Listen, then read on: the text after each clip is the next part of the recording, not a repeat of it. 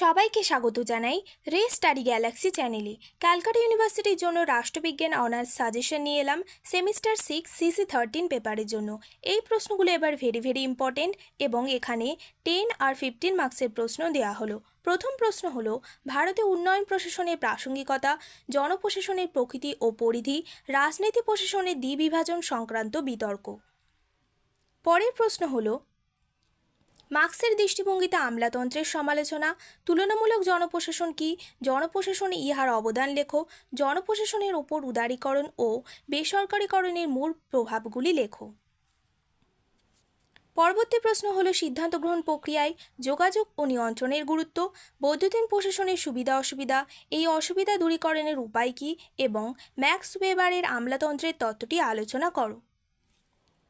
জনপ্রশাসন ও বেসরকারি প্রশাসনের মধ্যে তুলনামূলক আলোচনা, জনপ্রশাসনের প্রকৃতি ও পরিধি আলোচনা করো এবং ডিজিটাল ইন্ডিয়া সম্পর্কে বিস্তারিত আলোচনা করো। উন্নয়নশীল দেশসমূহে প্রশাসনিক বিশ্লেষণে সালা মডেলের ভূমিকা লেখো, প্রশাসনের বিকেন্দ্রীকরণ কি, ইহার সুবিধা অসুবিধাগুলি লেখো এবং জনপ্রশাসন কি, নয়া জনপ্রশাসন সম্পর্কে আলোচনা করো। ভিডিওটি ভালো লাগলে অবশ্যই like, share and subscribe our channel এবং বন্ধুদের সাথেও শেয়ার করে দিন।